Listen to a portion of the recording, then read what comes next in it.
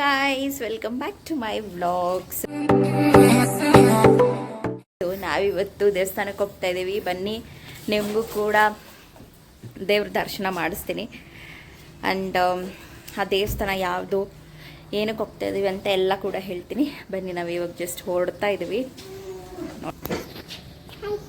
Hi friends ಅಂತ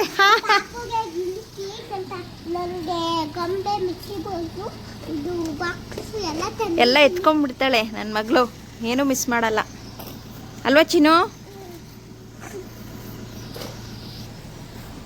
ಬನ್ನಿ ಬನ್ನಿ, ಲೇಟ್ ಆಗುತ್ತೆ ಬನ್ನಿ. ನೀವು ಯಾಕೆ ಅಳ್ತಾ ಇರೋದೀಗ? ನೀವು ಯಾಕೆ ಅಳ್ತಾ ಇರೋದು? ಯಾರು ಬೇಗ ಬಂದರು, ಈ ಅಮ್ಮ ಅನ್ನೋ ಕ್ಯಾರೆಕ್ಟರ್ ಮಾತ್ರ ಬೇಗ ಬರಲ್ಲ. ಏನು ಹುಡುಕ್ತಾ ಇದೆಯಾ ಇನ್ನ? ಹಾಂ, ಆ ಬುದ್ಧ ಅವನಲ್ಲ, ಅದರಲ್ಲಿ ಇದವಲ್ಲ ಚಿಲ್ಲರೆ ಕಾಸು ಹಾಯ್ಕೊಂತವ್ರು ನಮ್ಮಮ್ಮ. ಅಲ್ಲ ಅಷ್ಟೊಂದು ಐತೆ, ಅದನ್ನ ಬಿಟ್ಟು ಇಲ್ಲಿ ಬಂದು ಏನೋ ಹಾಯ್ಕೊಂತ ಇದೆಯಾ. ಸುಡ ಪೂಜೆ ಮಾಡಿ ನೋಡಿ, ಮನೆಯಲ್ಲೂ ಕೂಡ ಪೂಜೆ ಮಾಡಿ ಹೊರಟ್ವಿ. ಬನ್ನಿ ಬನ್ನಿ ಹೋಗೋಣ. ಬನ್ನಿ ಬನ್ನಿ ಜನರೇ, ಬನ್ನಿ ಬನ್ನಿ. ಕನಕಪುರದಿಂದ ನಾವು ಬನ್ನೂರು ರೂಟಲ್ಲಿ ಕಬ್ಬಾಳಮ್ಮ ದೇವಸ್ಥಾನಕ್ಕೆ ಹೋಗ್ತಾ ಇದೀವಿ ಫ್ರೆಂಡ್ಸ್. ನೀವು ಯಾವ್ಯಾವ ಕಡೆ ಎಲ್ಲೆಲ್ಲಿ ಇರ್ತೀರೋ ಆ ರೂಟ್ನ ಲೊಕೇಶನ್ ಹಾಕೊಂಡು ಹೋಗಿ.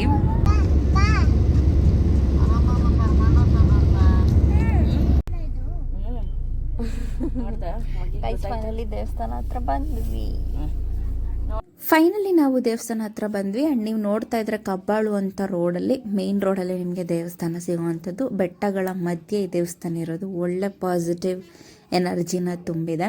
ಹಾಗೆ ನೀವು ಅಂದ್ಕೊಂಡಿರುವಂಥ ಪ್ರತಿಯೊಂದು ಕೆಲಸಗಳು ಕೂಡ ನೀವು ನಂಬಿಕೆ ಇಟ್ಟು ನಡ್ಕೊಂಡು ಹೋಗಿದ್ದೀರಾ ಈ ದೇವ್ರಿಗೆ ಅಂತ ಹೇಳಿದರೆ ಖಂಡಿತವಾಗ್ಲೂ ಆಗುತ್ತೆ. ಕೆಲವರೆಲ್ಲ ಅನ್ಕೋತೀರಾ ನಾವು ಬಂದಿದ್ದೀವಿ ಏನೂ ಆಗಿಲ್ಲ ಅಂತ ಹೇಳಿ. ನೀವು ಬರಬೇಕು, ಅವಾಗವಾಗ ಬರ್ತಾ ಇರಬೇಕು, ನಂಬಿಕೆ ಇಡಬೇಕು. ಹಾಗೆ ಅಲ್ಲೇನೇನು ಹೇಳ್ತಾರೆ ಅದನ್ನೆಲ್ಲ ಪಾಲಿಸಬೇಕು. ಸೊ ಒಂದು 100% ಅಲ್ಲ ಅಂದರೂ ಒಂದು 50% ಆದರೂ ನಿಮಗೆ ಒಳ್ಳೆಯದಾಗುತ್ತೆ. ನನ್ನ ಲೈಫಲ್ಲೂ ಕೂಡ ನಾನು ಒಂದು ಮೊಮೆಂಟಲ್ಲಿ ಒಂದು 3 ರಿಂದ 6 ತಿಂಗಳು ಅಂದ್ಕೊಳ್ಳಿ, ಅಲ್ಲಿ ಒಂಥರ ಮಂಕ್ ಬಿಡ್ದಂಗೆ ಆಗಿಬಿಟ್ಟಿದ್ದೆ. ಸಿಕ್ಕಾಪಟ್ಟೆ ದೃಷ್ಟಿ ತೆಗ್ದಿತ್ತು ಅಥವಾ ಒಂದು ಕೆಟ್ಟ ಗಾಳಿ ಬೀಸಿತ್ತು ಅಂತಾರಲ್ಲ, ನಾನು ಇದನ್ನೆಲ್ಲ ನಂಬಕ್ಕೆ ಹೋಗಲ್ಲ. ಬಟ್ ಆದರೂ ಕೂಡ ನಾನು ಅನುಭವಿಸಿದ್ದೀನಿ. ಅದನ್ನು ನಾನು ಇನ್ನೊಂದು ವೀಡಿಯೋದಲ್ಲಿ ಶೇರ್ ಮಾಡ್ಕೋತೀನಿ. ಸೊ ನಾನು ನಮ್ಮಮ್ಮನ ಹತ್ರ ಹೇಳ್ಕೊತಿದ್ದೆ, ಅಮ್ಮ ನಂಗೆ ಯಾಕೋ ನಗಬೇಕು ಅಂತಲೇ ಅನಿಸಲ್ಲ, ನಂಗೆ ಖುಷಿಯಾಗಿರಬೇಕು ಅಂತಲೇ ಅನಿಸಲ್ಲ ಅಮ್ಮ ಅಂತ. ಆವಾಗ ನಮ್ಮಮ್ಮ ಇಲ್ಲಿ ಕರ್ಕೊಬಂದು ಈ ಬೇಲ್ದಣ್ಣ ಓಡಿಸಿ ತಡೆಯೆಲ್ಲ ಓಡಿಸಿದ್ರು. ಅದಾದಮೇಲೆ ನಾನು ಸರಿ ಹೋದೆ. ಸುಳ್ಳು ಸುಮ್ಮನೆ ವೀಡಿಯೋಗೋಸ್ಕರ ಹೇಳ್ತಾ ಇಲ್ಲ, ನಿಜವಾಗ್ಲೂ ಹೇಳ್ತಾ ಇದ್ದೀನಿ. ಈ ಒಂದು ಬೇಲದ ಹಣ್ಣು ಹೊಡೆಯೋಕ್ಕೆ ಒಂದು ಸ್ಟೋರಿನೇ ಇದೆ.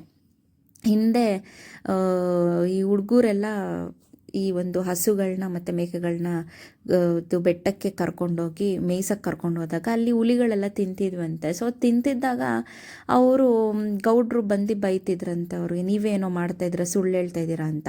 ಈ ಒಂದು ಕಷ್ಟದಿಂದ ಪಾರಾಗೋಕೆ ಆ ಬಡ ಹುಡುಗರು ದೇವ್ರ ಹತ್ರ ಬೇಲ್ದಣ್ಣು, ಅಲ್ಲಿ ಒಂದು ಮರ ಇರುತ್ತೆ, ಅಲ್ಲಿ ಬೇಲ್ದಣ್ಣು ಇರುತ್ತೆ. ಸೊ ಆ ಬೇಲ್ದಣ್ಣ ಕಿತ್ತಿ ಒಂದೆರಡು ಹೊಡೆದು, ಅಮ್ಮ ನೀವೇನಾದರೂ ನಮಗೆ ಈ ಒಂದು ಕಷ್ಟನ ಪರಿಹರಿಸಿದ್ರೆ 101 ಬೇಲ್ದಣ್ಣ ಹೊಡಿತೀವಿ. ಒಂದು ಹುಲಿ ತಿನ್ನೋದು, ಒಂದು ಕರಡಿ ತಿನ್ನೋದು ಅದೆಲ್ಲ ನಿಲ್ಲಿಸ್ಬೇಕು, ನಮಗೆ ಕಷ್ಟ ಆಗ್ತಿದೆ ಅಂತ ಬೇಡ್ಕೊಂಡಾಗ ಆ ಒಂದು ದೇವರು ಅವ್ರಿಗೆ ವರವನ್ನು ನೀಡುತ್ತೆ. ಅವತ್ತಿಂದ ಆ ಹುಲಿಗಳು ಕರಡಿಗಳು ತಿನ್ನಲ್ಲ. ಸೊ ಅದಕ್ಕೋಸ್ಕರ ನನ್ನ ತಮ್ಮನೂ ಇಲ್ಲಿ ಅವನ ಮನಸ್ಸಲ್ಲಿ ಏನೋ ಅಂದ್ಕೊಂಡು ಅವನು ಕೂಡ ಬೇಲ್ದಣ್ಣ ಹೊಡಿತಿದ್ದಾನೆ. ಇವಾಗ 2 ಹೊಡಿತಾ ಇದ್ದಾನೆ. ಸೊ ಅವನು ಅಂದ್ಕೊಂಡಿದ್ದೇನಾದರೂ ಆದರೆ 101 ಬೇಲ್ದಣ್ಣು ಆ ಒಂದು ಜಾಗದಲ್ಲಿ ಬಂದು ಹೊಡಿಬೇಕಾಗುತ್ತೆ. ಇನ್ನು ನಾವು ಪೂಜೆ ಸಾಮಾನೆಲ್ಲ ತಗೊಂಡು ದೇವಸ್ಥಾನದ ಒಳಗಡೆ ಹೋಗ್ತಾ ಇದ್ದೀವಿ. ಹೋಗ್ಬೇಕಾದ್ರೆ ನೋಡಿ, ನೀವು ರೈಟ್ ಸೈಡಲ್ಲಿ ಏನು ಸ್ಪೇಸ್ ಇದೆ, ಸೊ ಅಲ್ಲಿ ಜಾತ್ರೆಗಳು ಅದು ಇದಾದಾಗ ಆ ಒಂದು ಗೇಟನ್ನು ಓಪನ್ ಮಾಡ್ತಾರೆ. ಬಟ್ ಯೂಶಲಿ ರಶ್ ಕಮ್ಮಿ ಇದ್ದಾಗ ಈ ಗೇಟಲ್ಲಿ ಈ ಸ್ಪೇಸಲ್ಲಿ ಹೋಗಬಹುದು. ಯೂಶಲಿ ಈ ದೇವಸ್ಥಾನಕ್ಕೆ ತುಂಬ ಅಂದರೆ ತುಂಬ ಭಕ್ತಾದಿಗಳು ಬರೋದು ಅಮಾವಾಸ್ಯೆ, ಹುಣ್ಣಿಮೆ, ಸೊ ಈ ಥರ ಒಂದು ಟೈಮಲ್ಲಿ, ಮತ್ತು ಭಾನುವಾರ, ಮಂಗಳವಾರ, ಶುಕ್ರವಾರ ಈ ಒಂದು ಟೈಮಲ್ಲಿ ತುಂಬ ಅಂದರೆ ತುಂಬ ರಶ್ ಇರುತ್ತೆ. ಕಾಲಿಡೋಕ್ಕೂ ಜಾಗ ಇರಲ್ಲ.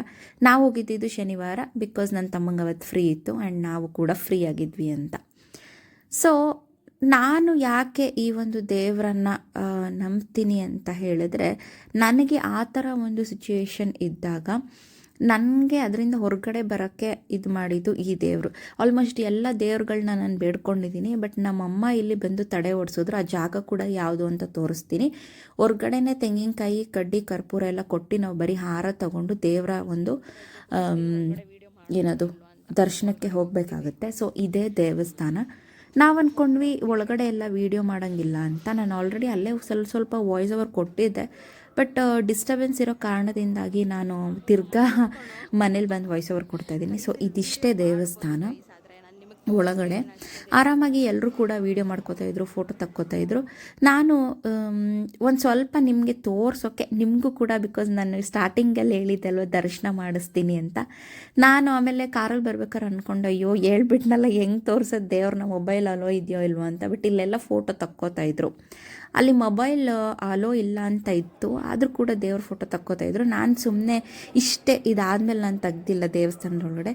ದೇವ್ರಿಗೆ ದರ್ಶನ ಮಾಡ್ಸೋಕ್ಕೆ ನಿಮಗೆ ಇಷ್ಟನ್ನು ತೋರಿಸಿದ್ದೀನಿ. ದಯವಿಟ್ಟು ದೇವಿಯ ದರ್ಶನ ಮಾಡ್ಕೊಳ್ಳಿ. ಈ ದೇವಿಗೆ ಸ್ಪೆಷಲ್ಲ ಏನಂತ ಅಂದರೆ ಮೀಸೆ ಇದೆ. ಇದರ ಸ್ಟೋರಿ ನಿಮಗೆ ಬೇಕು ಅಂದರೆ ಕಾಮೆಂಟ್ ಮಾಡಿ, ನಾನು ನೆಕ್ಸ್ಟ್ ವೀಡಿಯೋದಲ್ಲಿ ತಿಳಿಸ್ತೀನಿ. ಇಲ್ಲಾಂದರೆ ವ್ಲಾಗ್ ಸಾಕಾಗಲ್ಲ ನಾನು ಸ್ಟೋರಿ ಹೇಳೋಕ್ಕೆ ಹೋದರೆ, ಅದಕ್ಕೋಸ್ಕರ. ಸೊ ದೇವಿಯ ದರ್ಶನ ಆಯಿತು. ಇದಾದಮೇಲೆ ಮಗುನೂ ಕೂಡ ಅವರು ದೇವಿ ಹತ್ರ ತೊಗೊಂಡೋಗಿ ಮುಗಿಸಿದ್ರು. ಆಮೇಲೆ ಅವರು ಇಲ್ಲಿ ಇದನ್ನು ಎಲ್ಲೂ ಹಾಕಬೇಡಿ ಅಂತ ಕೂಡ ಹೇಳಿದ್ರು. ಬಟ್ ನಾನು ಒಂದು ಚಿಕ್ಕ ಬಿಟ್ಟು ಹಾಕಿದ್ದೀನಿ ಅಷ್ಟೇ, ಅದರಲ್ಲಿ ಏನೂ ಇಲ್ಲ. ದೇವಿಗೆ ಒಂದು ಪಾಪನ್ನು ತೋರಿಸಿ ಬಂದಿದ್ದಾರೆ, ಅದರಲ್ಲೇನೂ ತಪ್ಪಿಲ್ಲ ಅಂತ ಅನ್ಕೋತೀನಿ. ಆ್ಯಂಡ್ ಒಂದು ಸ್ವಲ್ಪ ಹೊತ್ತು ಮಗುನೂ ಕೂಡ ಕೆಳಗಡೆ ಹಾಕಿ ನಾವು ದೇವ್ರ ಸನ್ನಿಧಿಯಲ್ಲಿ ಸ್ವಲ್ಪ ಹೊತ್ತು ಕೂತ್ಕೊಂಡು ಹೊರಗಡೆ ಬಂದ್ವಿ. ಆ್ಯಂಡ್ ತಡೆ ಹೊಡಿಬೇಕು ಅಂದರೆ ನೋಡಿ, ಈ ಒಂದು ಜಾಗಕ್ಕೆ ನೀವು ಹೋಗಬೇಕಾಗುತ್ತೆ. ಇದು ದೇವಸ್ಥಾನ ರೈಟ್ ಸೈಡಲ್ಲಿರೋದು, ಲೆಫ್ಟ್ ಸೈಡಲ್ಲಿ ಹೋಗಬೇಕಾಗುತ್ತೆ. ನಾವು ಯಾರೂ ತಡೆ ಓಡಿಸ್ಕೊಂಡು ಅವಶ್ಯಕತೆ ಇರಲಿಲ್ಲ, ಸೊ ಅದಕ್ಕೆ ಹೋಗಲಿಲ್ಲ. ಇದಿಷ್ಟು ಈ ಒಂದು ಕಬ್ಬಾಳಮ್ಮ ದೇವಿಯ ಒಂದು ಬ್ಲಾಗ್ ಆಗಿತ್ತು. ನಮ್ಮ ದಿನ ಅಂತೂ ತುಂಬ ಅಂದರೆ ತುಂಬ ಪಾಸಿಟಿವ್ ಎನರ್ಜಿ ಇತ್ತು. ನಮಗೂ ಕೂಡ ಮನಸ್ಸಿಗೆ ನೆಮ್ಮದಿ ಆಯಿತು. ಬಂದ್ವಿ, ಪೂಜೆ ಆಯಿತು, ಆರಾಮಾಗಿ ಹೋದ್ವಿ ಅಂತ ಹೇಳಿ. ಆ್ಯಂಡ್ ನಿಮಗೂ ಕೂಡ ಒಳ್ಳೇದಾಗಬೇಕು ಅಂತಂದರೆ ಬನ್ನಿ, ಇಲ್ಲಿ ಆರಾಮಾಗಿ ನೀವು ಅಂದ್ಕೊಂಡಿದ್ದಾಗುತ್ತೆ, ನಿಜವಾಗ್ಲೂ ಆಗುತ್ತೆ. ಒಂದ್ಸಲಿ ಬಂದು ಹೋಗಿ. ಅಡ್ರೆಸ್ ಬೇಕು ಅಂತ ಹೇಳಿದ್ರೆ ನಾನು ಡಿಸ್ಕ್ರಿಪ್ಷನಲ್ಲಿ ಹಾಕಿರ್ತೀನಿ. ಎಲ್ಲರಿಗೂ ಕೂಡ ಒಳ್ಳೆಯದಾಗಲಿ, ಶುಭವಾಗಲಿ. ನನ್ನ ಒಂದು ವ್ಲಾಗ್ನ ಯಾರೆಲ್ಲ ನೋಡ್ತಾಯಿದ್ರು ತುಂಬ ಥ್ಯಾಂಕ್ಸ್. ಹೀಗೆ ಸಪೋರ್ಟ್ ಮಾಡ್ತಾಯಿರಿ. ಇನ್ನು ಯಾರು ಸಬ್ಸ್ಕ್ರೈಬ್ ಮಾಡಿಲ್ಲ, ಸಬ್ಸ್ಕ್ರೈಬ್ ಮಾಡಿ. ಈ ವ್ಲಾಗ್ ಏನಾದರೂ ನಿಮಗೆ ಇಷ್ಟ ಆಗಿದರೆ ಪ್ಲೀಸ್ ಲೈಕ್ ಮಾಡಿ, ಶೇರ್ ಮಾಡಿ, ಕಮೆಂಟ್ ಮಾಡಿ ಅಂತ ತಿಳಿಸ್ತಾ ಈ ಒಂದು ವ್ಲಾಗ್ನ ನಿಲ್ಲಿಸ್ತಾ ಇದ್ದೀನಿ. Thank you so much all.